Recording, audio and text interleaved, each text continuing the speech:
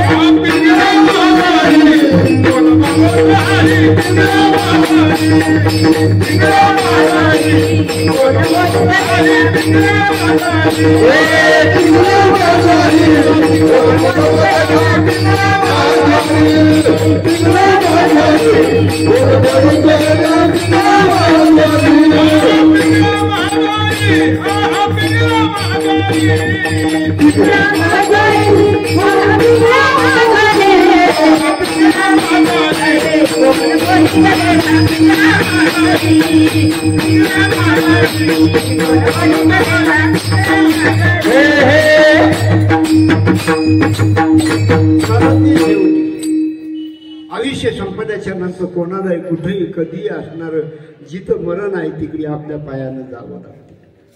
हा सिद्धांत आहे.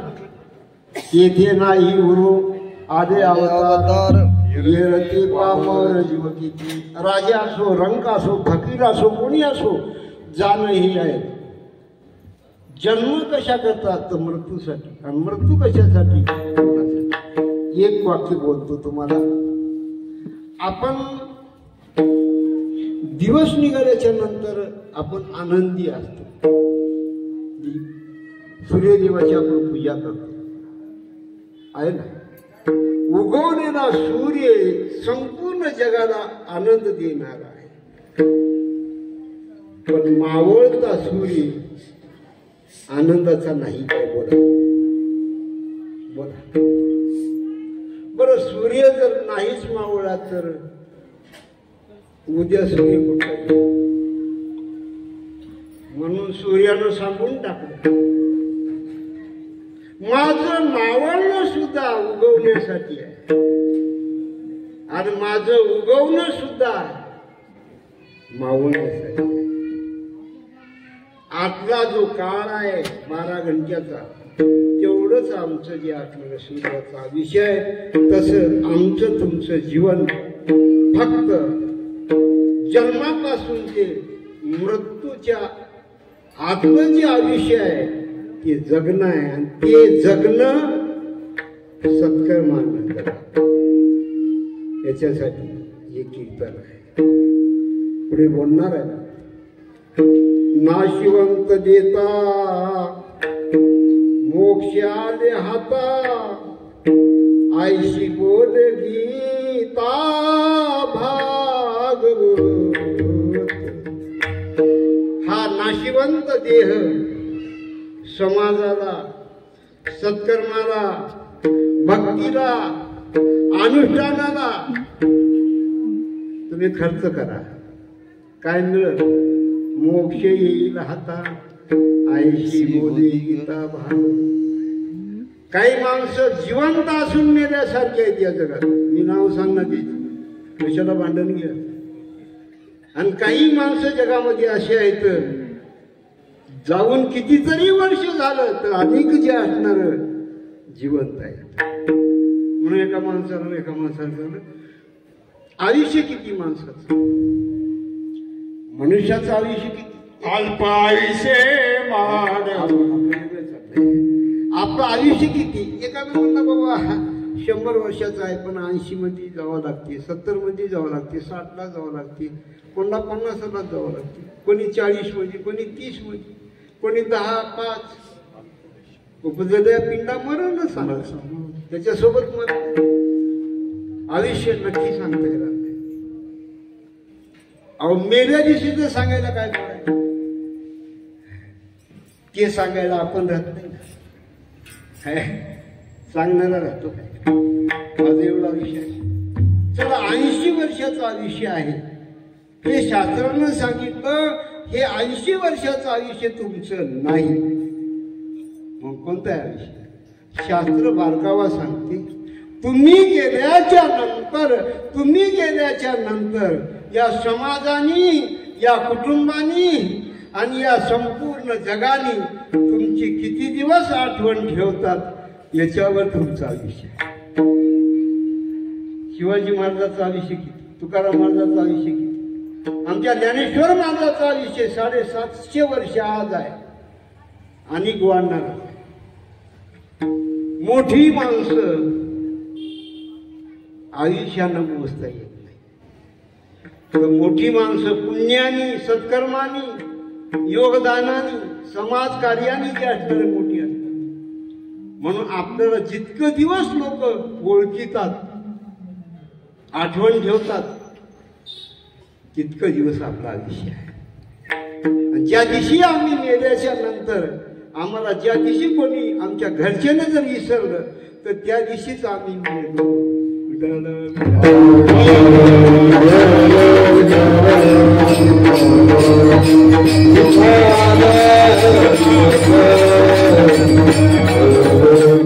थोडा विनोदाचा भाव सांगतो.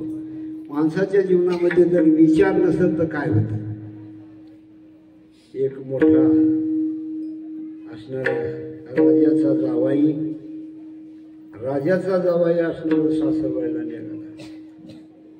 मायबापांनी सांगितलं तू गेल्याच्या नंतर थोडा बुद्धू आहेस, सासरवाडीला गेल्याच्या नंतर सारखं हो हो म्हणू नको आणि सारखं नाही नाही म्हणतो.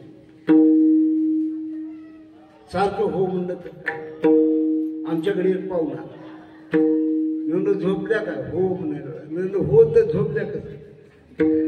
बोलण्यात यागात दोष होता. आमच्याकडे पाहुणारा मी म्हणलं चहा घ्या, चहा घ्या म्हणा माझा नियम. मी नेम म्हणल्याच्या नंतर मी म्हणलो बाबा काहीतरी हरिपाठ म्हणता का? म्हणलो पाणी पिया, म्हणलो गोळी घ्या, चहा घ्या. म्हणलं नियम आहे हो. म्हणलो कोणता नियम आहे? कोणता नियम आहे म्हणल्यानंतर त्या ओळखीच्या माणसानं आम्हाला म्हटलं महाराज माझा एक नियम आहे. म्हणलो कोणता नियम आहे? फराळ करून चहा घ्यायचा नियम आहे. कसं करा? किती अवघड आहे. काय म्हणला? फराळ करून चहा घ्यायचा. आमच्याकडे मुरमुरे तयार दिले मुरमुरे. म्हणून मी नेमात बसलो. आता लगेच असणार फराळ करा नंतर चहा. नेमात बसलो ना, तुमचा नेम खरा करा ना. तो म्हणला महाराज आणखी एक नियम आहे. म्हणतो आणखी कोणता नियम आहे? आणखी कोणता नियम आहे म्हणल्यानंतर त्यांना म्हणला महाराज ते आणखी दुसरं आहे. म्हणजे कोणता आहे? ज्याच्या घरी आमचा फराळ झालाय त्याच्या घरी आमचं तिथंच मला जेवण करावं लागतं. हे दुसरं आहे. किती आवड आहे. असा नियम करा नाही, असा नियम करावं तर कंटाळा येईल की पाहुणे का? म्हणून पिठलं भाकरं तयार आहे, लगेच चिवडा चहा पिया लगेच जेवणही करा. जेवायलाही वाटतो तर जेवण. म्हणून कोणता नियम आहे? आता आणखी एक नियम आहे. म्हणलं कोणता नियम आहे? कोणता नियम आहे म्हणल्याबरोबर मला वाटलं याने किती नियमवाडी देखील काही नाही. पहिल्यांदा आपल्या घरी आलाय आणि नियम तर भरपूर सांगा. कोणता नियम आहे ते सांगा. सांगा म्हणून त्याने सांगितलं जेवण करा. नियम आहे. कोणता नियम आहे? जेवण केल्याच्या नंतर माझा एकच नियम आहे म्हणला, गावाकडे जाताना येण्या जाण्याचे तिकटाचे पैसे द्यावे लागतील. असा काही नियम करू नका. असा नियम करायचा की जे नियम केल्याच्या नंतर नारायणही तुम्हाला मिळावं आणि लक्ष्मीही तुम्हाला. बोला. नित्य नियम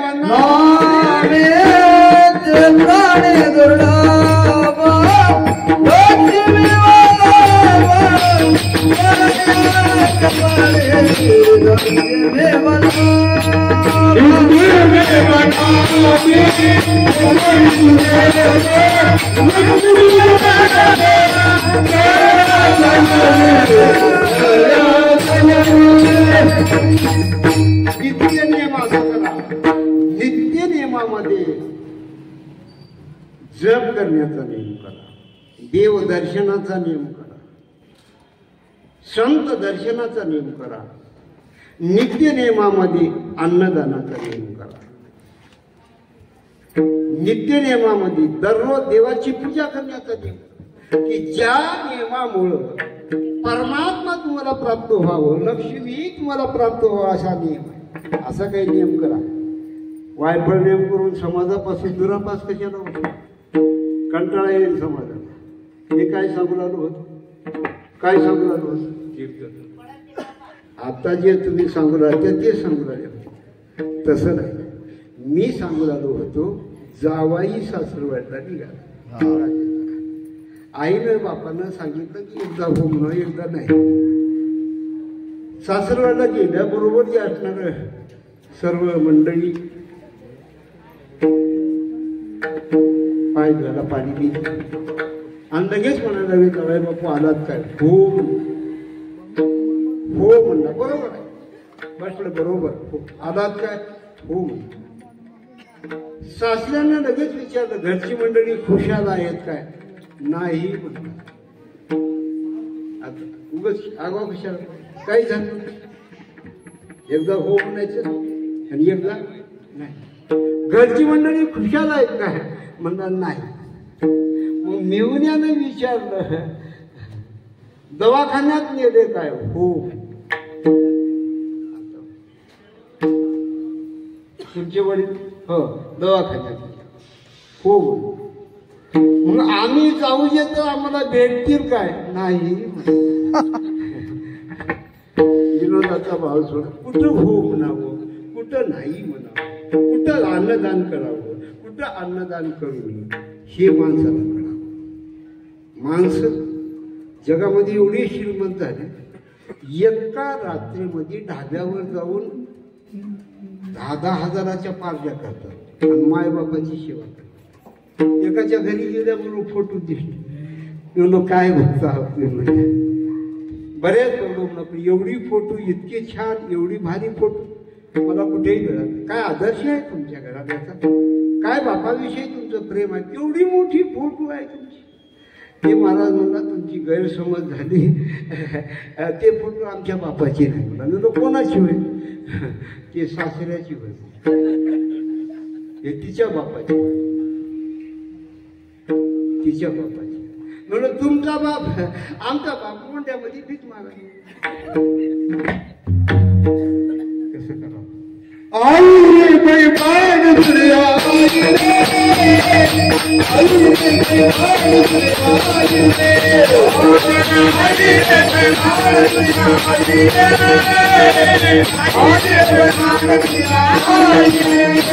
रे बाप करो ले जाने बाबा के बेनो बनी बाबा को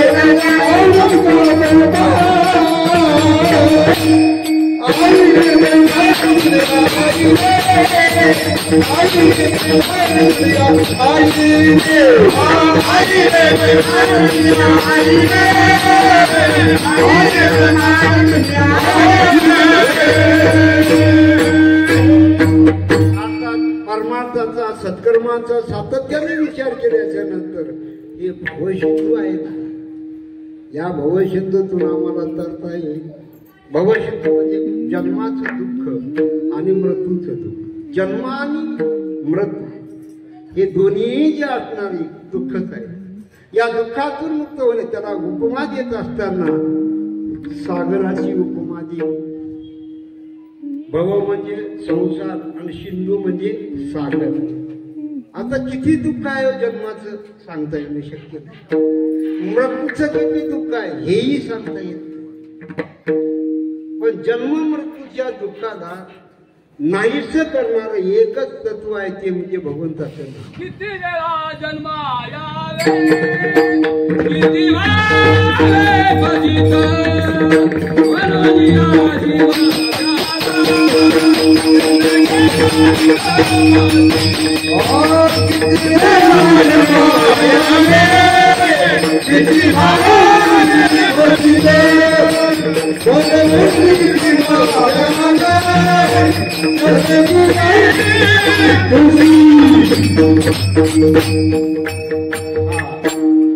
जन्म मरणाचं दुःख नाहीस करण्याकरता भवसागर तरिता कार्य करीतशी चिंता पैल उभा दाता कटिकर जोडून त्याचे पायी घाला मिठी मोर नगे जगजेठी भावा एकासाठी खांदिवा हे आपुल्या.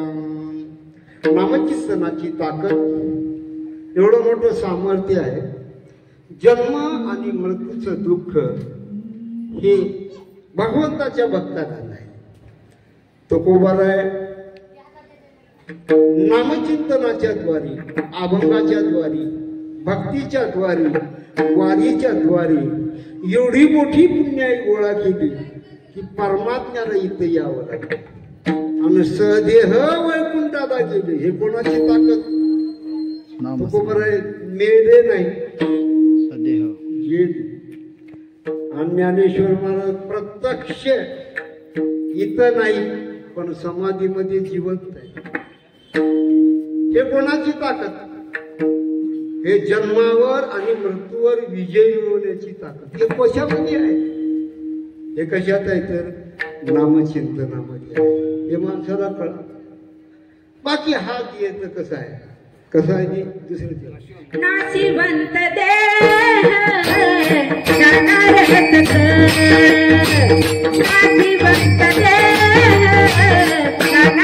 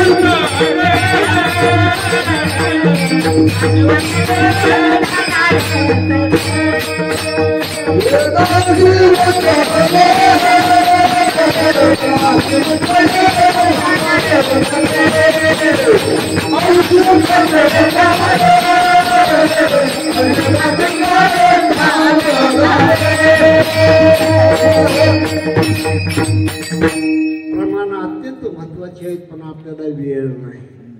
हा देह नाशिवंत बळभद्राचा बांध वरी चर्म घातले रे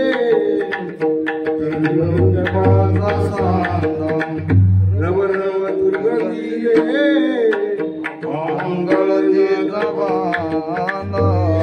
त्या हरिहारा शरणाई गोविंदा.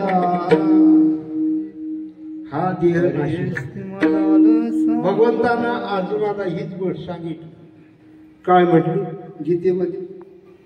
शरीर जाता गवे हे तो नाशिवंताची शोभावे म्हणून तुला झुंजावे पंडू कुमारा.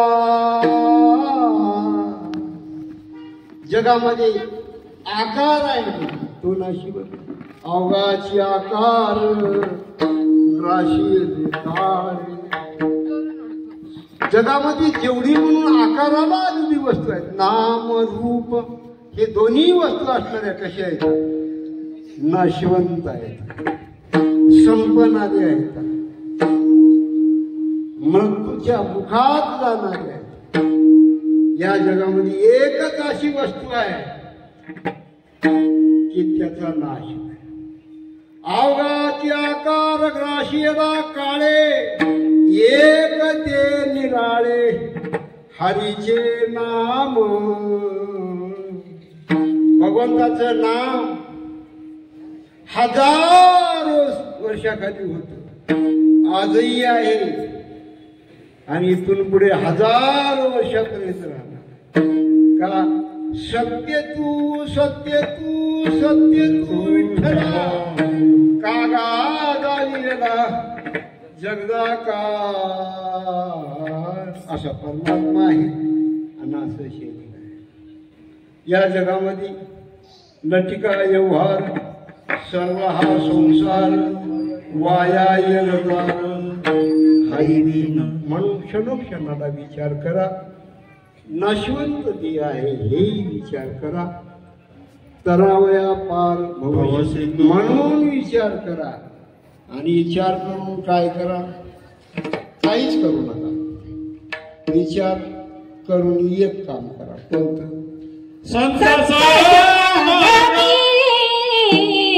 धरावी आवडी धरावी आवडी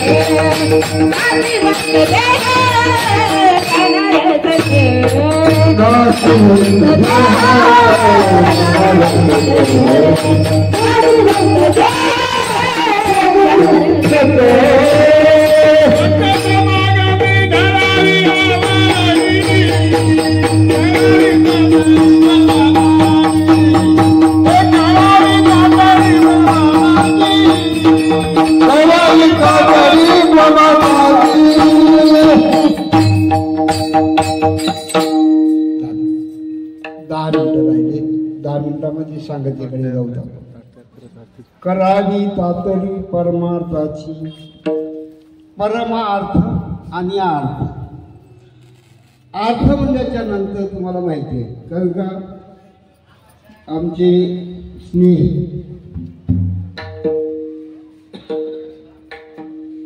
हे बिंगेवाडीवरातले जगन्नाथरावजी ते बँकेचे अध्यक्ष आहेत. अर्थ वेगळा आणि परमार्थ, अर्थ आणि परमार्थ याच्यात परमार्थ शब्द दिला. संत समागमी धरावी करावी परमार्थाची. मग परमार्थ कशाला म्हणायचं एक सांगतो तुम्हाला. अर्थ कशाला म्हणावं. जिंदगी भर कमा के रखना मरे बाद बैठके खाना, याला परमार्थ म्हणतात. जीवनभर कमवून ठेवायचं आणि मेल्याच्या नंतर बसून खायचं, याला परम अर्थ म्हणतात. म्हणजे काय, जीवनभर कमवायचं आणि मेल्याचं बसून कसं खावं नाही कळत. मी सांगण्याकरताच मला बोलू. मेल्याच्या नंतर बसून जे खायला मिळते ना, तिने मुक्तीच्या सलोकता, समीपता, स्वरूपता आणि सायुज्यता हे चारही मुक्ती असणाऱ्या त्याला प्राप्त होतात. त्याचं नाव आहे परमार्थ. म्हणजे आता इतर जे असणार आज परमार्थ आहे. परमार्थातलं बसून खाण्याची एकच गोष्ट आहे, ते म्हणजे पुण्य. पुण्य आणि अर्थ सांगतो मग हे परमार्थ आहे, परमार्थ आहे. पुण्य आपल्या सोबतच राहते. कधीही कुठेही केव्हाही स्वर्गाला जा, वैकुंठाला जा, कोणत्याही जन्माला जा, आपल्या सोबत राहणारी कोणती गोष्ट असेल तर पुण्य. आणखी सांगतो हे पुण्य वरी कसं जाते. आपण तर इथं आपला देह समाप्त होतो, वरी कसं जाते असं जर कोणी शंका घेतली एखाद्या सुशिक्षित गुरुजीने, तर त्याचं उत्तर असं आहे. अमेरिकेमध्ये तुमचा जो मुलगा आहे, ते अमेरिकेचं जे चलन आहे, ते जे पैसा आहे, ते आपल्या नोटसारखं नाही. डॉलर ती वेगळ्या नोटा, त्याच्यावर शिक्का वेगळा, त्याच्यावर सही वेगळी, त्याची किंमत वेगळी. मग अमेरिकेच्या मुलाने सद्गुणी असल्यामुळे बापाला जर 10,000 जर पाठवायचं असेल तर अमेरिकेतले पैसे मराठवाड्यात नांदेड जिल्ह्यामध्ये येतात की नाही तुमच्या खात्यावर? येतात की नाही? हा येतात. हा बोला की येतात. बरं इथून तुम्हाला अमेरिकेमध्ये पैसे पाठवायचे आहेत मुलाला, इतर पैसे तिथं जातात की नाही? जातात ना. तसंच इतर पुण्य वरी जाते. आणि लक्ष्मणरावला अतिशय आनंद. आजचा सोहळा पाहून गेला खूप खूप आनंद. असे मुलं माझ्या जन्माला आले की ते समाजसेवा करतात, संघसेवा करतात, अन्नदान करतात. आपलं धन आणि आपले कार्य, संस्कार, सत्कर्म मित्राच्या रूपानं, पाहुण्याच्या रूपानं, कीर्तनाच्या रूपानं, अन्नदानाच्या रूपानं सर्वत्र जे असणार पुण्याचं काम करतात माझे मुलं. मी इथं सुखी आहे, मी इथं सुखी आहे. मला त्यांचं पुण्य मला मोदन ते पितर असं वाटतं. या पृथ्वीला पुण्याची गरज आहे, स्वर्गाला पुण्याची गरज आहे, जन्माला पुण्याची गरज आहे, समाजामध्ये कीर्ती होण्याकरता पुण्याची गरज आहे.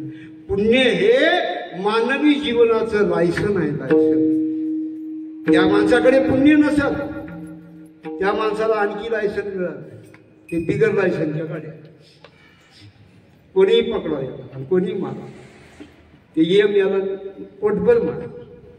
म्हणून परमार्थ शब्दाचा अर्थ सांगितलं की जगामध्ये जेवढं म्हणून सत्कर्म गीता भागवत करी ती श्रवण अखंड चिंतन. तू तुका म्हणे सत्य कर्मा भावी साह्य घातल्या भय नरका जागी म्हणजे सत्य कर्म आहे. या कर्माचं जे पुण्य आहे कधी कुठेही केव्हाही कधी होणार नाही. आणि या पुण्याच्या द्वारे लक्ष्मणराव आज तिथून आम्हाला आशीर्वाद देणार, त्यांच्या कृपा आशीर्वाद देणार. अहो आमचे वडील आम्हाला जे असणं आशीर्वाद देतील हे काय नव्हतं. देव सुद्धा या कार्याला पाहून आनंदी आहे, त्यांना सुद्धा असणारा आनंद करते. मग आमच्या जीवनामध्ये येणारे संकट नाहीसे होतात, येणारे दुःख नाहीसे होतात. आमचं जीवन सत्कर्मानं उज्ज्वल होतं, कीर्तीनं उज्ज्वल होतो, संपत्तीनं भरभराट होतो. आणि संततीच्या बाबतीमध्ये बोलायचं ठरलं तर आमची संतती सात्विक आहे. प्रत्येक मनुष्य आपल्या मुलासाठी संपत्ती गोळा करावाय करा, करू नका आमचं असं म्हणणं नाही. करोडो रुपयाची संपत्ती कमवा तुम्ही आणि करोडो रुपयाची संपत्ती मुलासाठी तुम्ही कमवलात, पण याच्यावर तुम्ही थांबू नका. तर मुलासाठी तुम्ही जशी संपत्ती कमवाल्या तसे संस्कारही त्याला द्या. संस्कार जर नसत तर तुमच्या नावाचा काळीमा लागला, तुमचं नाव ठेवणार नाही. ते कोणाचा मुलगा आहे. सत्कर्मानी मानवी जीवन हे परिचित आहे. माणसाचा परिचय सांगत, एखाद्याने सांगितलं परिचय देऊ म्हणलं, सांगा द्या परिचय. नांदेडमध्ये 15 तलाठ आहेत, औरंगाबादला 3 आहेत, नांदेडमध्ये 4 दुकान आहेत. गावाकडे जमीन 150 एकर आहे, केळीची बाग. नांदेडमध्ये बंगले असणारे 6 आहेत आणि हे परिचय नाही. आमच्याकडे वापरमध्ये 5 किलो सोना, हे परिचय. बँकेमध्ये आमचे 10 कोटी रुपये, हे परिचय नाही. हा परिचय. तर तुमचा परिचय काय? आई वडिलांची पुण्यतिथी करून अन्नदान करता, हे परिचय. मंदिरासाठी तुम्ही काही दान दिलात का? हे परिचय.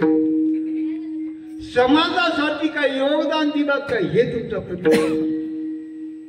हे तुमचा परिचय. हे संपत्तीचा परिचय नका, सत्कर्माचा परिचय. तुम्ही वारी करता काय पंढरीची? हे तुमचा परिचय.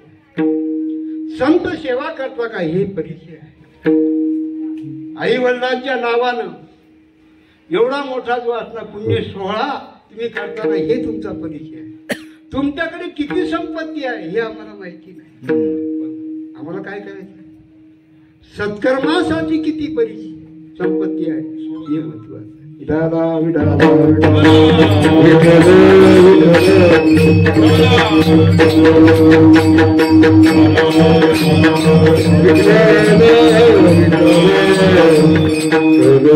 शेवट सांगत असताना महाराजांना असं सांगितले, संपत्तीचे 2 प्रकार मी सांगितले. आता आणखी एक प्रकार कसा आहे, इतरी जी संपत्ती आहे, हजारो कोटीची जरी संपत्ती असेल तर ती संपत्ती तुमच्या सोबत येणारी नाही. रावणाला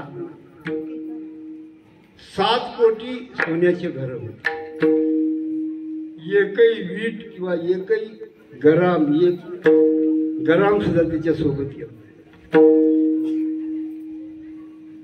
इतरी संपत्ती तुम्हाला सोबत येता येत नाही, पण संपत्तीच्या द्वारे केलेलं सत्कर्माचं पुण्य मात्र तुमच्या सोबत येतं.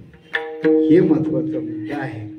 म्हणून आईशी जोडी करा परलोकी येईल कामा. आईशी जोडी करा परलोकी येईल कामा. सोडवी दयमा पासोनिया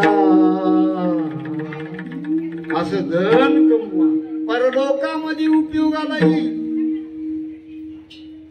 आणि तुम्ही गेल्याच्या नंतर सर्व जग तुमची कीर्ती वाखा. तुका म्हणे का मरणाची सार, तुका म्हणे